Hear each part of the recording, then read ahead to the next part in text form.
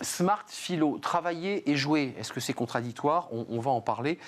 Travailler en s'amusant, parce que certains disent moi j'ai envie de travailler, mais j'ai quand même aussi envie de m'amuser. On en parle avec Pierre Delbé. Bonjour Pierre, vous êtes docteur en philosophie, directeur d'IFAE, 10 clés pour repenser le management sur Aristote, à travers Aristote. C'est votre dernier livre. Concrètement, le jeu est au cœur de nos vies. Voilà, qu'on le veuille ou qu'on ne le veuille pas, on joue, l'être humain a toujours joué, mais paradoxalement, on oppose souvent jeu et travail. Quel regard vous portez, vous, le philosophe, sur cette question? Il y a un paradoxe ou pas? Alors je crois qu'en ce qui concerne le jeu, au sein des entreprises, il faut bien voir qu'en fait, il y a plein de valeurs différentes et d'univers de valeurs différentes dans l'entreprise. Il y a évidemment les valeurs de la performance qui sont fondamentales. Il y a les valeurs de l'éthique pour faire en sorte que les gens soient bien payés, etc., des valeurs. Et puis il y a la valeur du fun, il y a la valeur du plaisir qui est absolument importante aussi et qui est liée à la convivialité, au fait de fêter les réussites, etc., etc. On joue beaucoup quand même, 73% jouent occasionnellement, c'est un sondage, et que 58% régulièrement. Et ça a progressé. Oui, il y a eu une progression dans le jeu. C'est un échappatoire. C'est-à-dire que je crois effectivement que nos contemporains ont le sentiment que la vie est de plus en plus difficile. Et lorsque l'on traverse des moments de difficulté, eh bien, on a besoin de se référer à des moments, je dirais, de distraction, où on va respirer, où on va avoir une activité libre, de jeu, de fun, etc., pour revenir, si possible, au travail ensuite. Alors, ce qui est passionnant, c'est que, évidemment, un philosophe qui ausculte la littérature, ça devient encore plus passionnant. Et vous avez choisi de nous raconter, là, à travers, pour justifier ce sujet, d'ailleurs, la barrière de Tom Sawyer. Je trouve ça extraordinaire. C'est-à-dire qu'on l'oblige à travailler. Exactement. C'est Todd Polly qui l'oblige à peindre. Tu vas peindre une barrière. Et lui, malin, pour pas se faire railler par son copain qui passe et qui lui s'amuse. Ben Rogers. Il invente il fait un pas de côté. Racontez-nous. Exactement, c'est exactement ça, effectivement. Le pauvre Tom Sawyer est obligé de peindre une barrière qui est longue. C'est un travail fastidieux. Et il voit son copain qui arrive, Ben Rogers, qui va évidemment se ficher de lui, bien sûr. Et donc, ce qu'il va faire, c'est qu'il va adopter, il va jouer, il va adopter un comportement. Et ce comportement, ça consiste non pas à jouer le besogneux, mais à jouer l'artiste, n'est-ce pas, qui va peindre ça. Il décale, il observe. Qu'il observe, il se recule, il dit oui, ça c'est bien.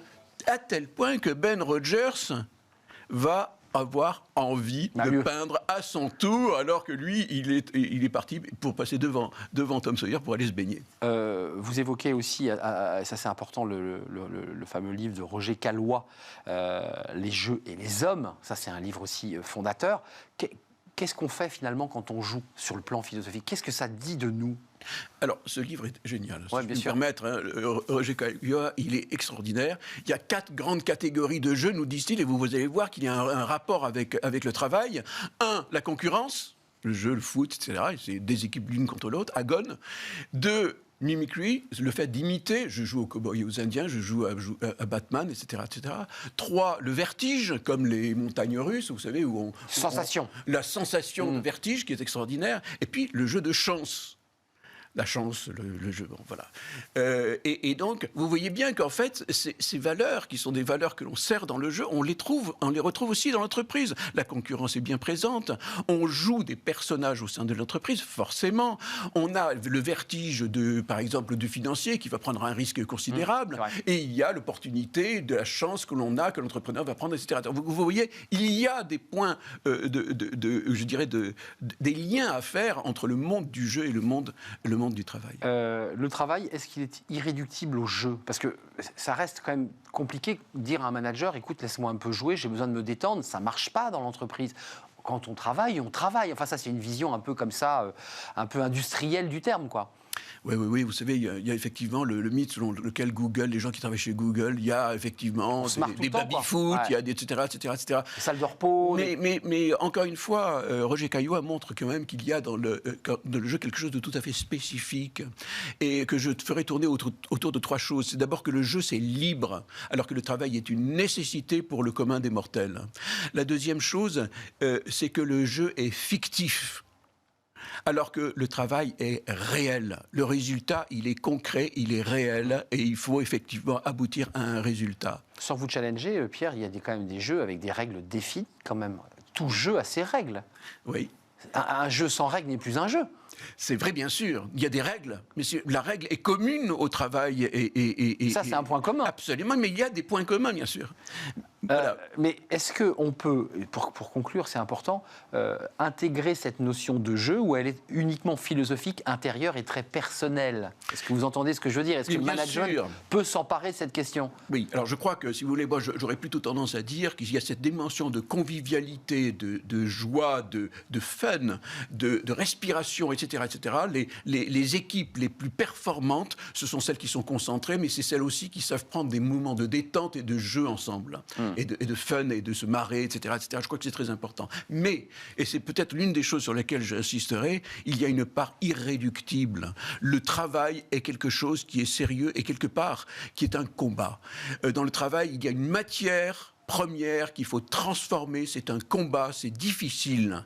Et donc, si vous voulez, il y a ce principe de réalité dont parle Freud, n'est-ce pas, et qui est présent dans le jeu et qui n'est pas présent, et qui est une distraction au sein du travail, au sein, du jeu. Et je crois que c'est la grande différence. Le jeu vise la distraction, le travail vise un principe de réalité. C'est ça, et donc on essaie parfois de s'en extraire. Absolument. Et c'est dans ce sens-là qu'on a besoin de ces respirations et de ces dimensions qui sont différentes et qui constituent la vie humaine. Un jeu de va-et-vient. Merci Pierre d'être venu nous éclairer sur ce sujet important, parce qu'en fait il anime nos vies sans qu'on s'en rende compte véritablement. 10 clés pour repenser le management.